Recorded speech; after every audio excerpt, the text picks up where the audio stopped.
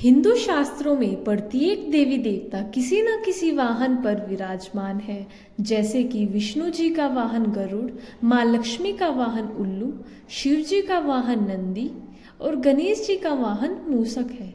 अनेकों देवी देवता है किसी न किसी वाहन पर विराजते हैं। जैसे माँ दुर्गा का वाहन शेर है। शेर पे विराजने के कारण माँ दुर्गा को शेरा वाली माँ के नाम से भी पुकारा जाता है। पर शेर ही माँ दुर्गा का वाहन क्यों बना? आखिर शेर को ही ये सौभाग्य कैसे प्राप्त हुआ? इसके पीछे एक पौराणिक कथा प्रचलित है। दुर्गा माँ के कई रूप हैं, उनमें से एक रूप माँ पार्वती का भी है। देवी पार्वती बचपन से ही शिव भक्त थी और बचपन से ही उन्हें अपना पति मानती थी। उन्होंने कई वर्षों तक कठोर तपस्या की थी। इस कठिन तपस्या में काफी समय तक लीन रहने से देवी पार्वती का रंग सांवला हो गया था। विवाह के पश्चात एक दिन भगवान शिव और माता पार्वती कैलाश पर्वत पर बैठकर आपस में हंसी बिटौली कर रहे थे। इस बीच शिवजी ने माता पार्वती को सांवली कह दिया। देवी पार्वती, तुम्हारा रंग कितना सांवला हो गया है? इस पर माता पार्वती बोली, देखो तो जरा, ये सब मैंने आपको पाने के लिए ही किया है। मैंने तपस्या की, इसी कारण मेरा रंग सांवला हो गया। जाइए, मुझे आपसे बात नहीं करनी।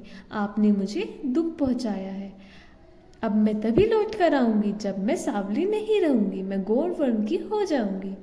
मैं तपस्या के लिए जा रही हूँ। शिवजी बोले, अरे तुम तो नाराज हो गई, मैं तो यूं ही कह रहा था। शिवजी से नाराज होकर माँ पार्वती घने जंगलों में जाकर तपस्या में लीन हो गई।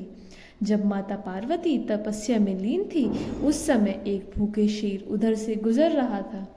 उसने माता पार्वती को देखा और उन्हें अपना शिकार बनाने के लिए आगे बढ़ा और देखा कि ये तो तपस्या में लीन है। मेरे गर्जने का इन पर कोई प्रभाव नहीं हुआ।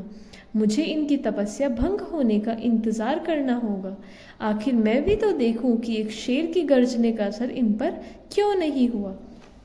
माता पार्वती को तपस्या में लीन देखकर शेर वहीं पर बैठा रहा और वहां माँ पार्वती की तपस्या समाप्त होने का इंतजार करने लगता है। लेकिन माता पार्वती की तपस्या कई वर्षों तक चलती रही। तब तक वो शेर आस लगाए वहीं बैठा रहा और माँ पार्वती के चमत्कार से शेर भी उतने वर्ष भूखा प्यासा रहा, मानो वह भी माँ पार्वती के साथ तपस्या कर रहा हो। ना ही शेर ने माता पार्वती को कुछ कहा और ना ही वहां से उठा। कई वर्ष बीत गए। देवी पार्वती की तपस्या से प्रसन्न होकर वहां शिव जी प्रकट हुए और बोले, देवी पार्वती, आंखें खोलो, मैं तुम्हें गोरे होने का वरदान देता हूँ। तुम गंगा स्नान करो, इससे तुम गौरवर्ण की हो जाओगी।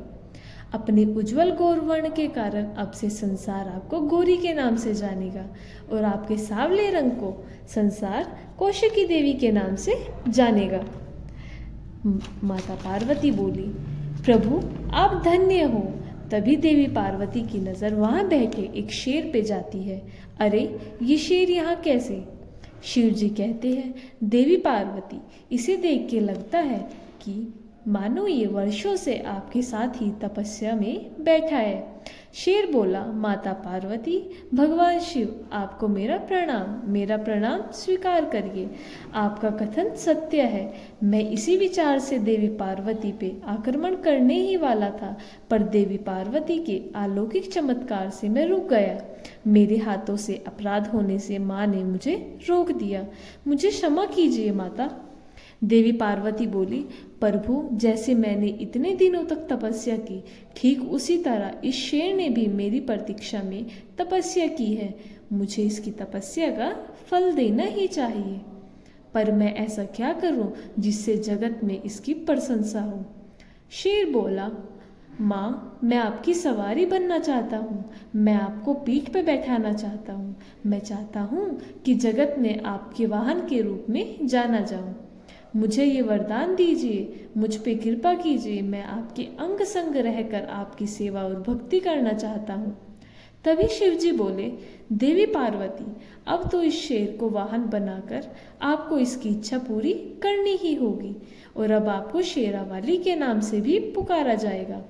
देवी पार्वती मुस्कुरा देती है और शेर को वरदान देते हुए उसे अपनी सवारी बना लेती है।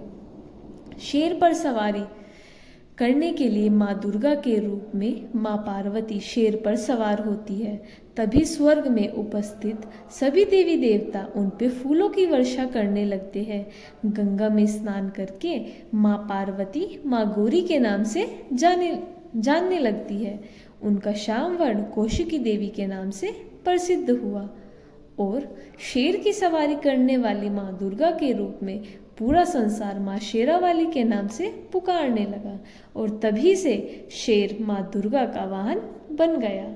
दोस्तों, ये थी आज की कहानी। वीडियो अच्छा लगे तो लाइक करें और चैनल को सब्सक्राइब करें। जय माता दी।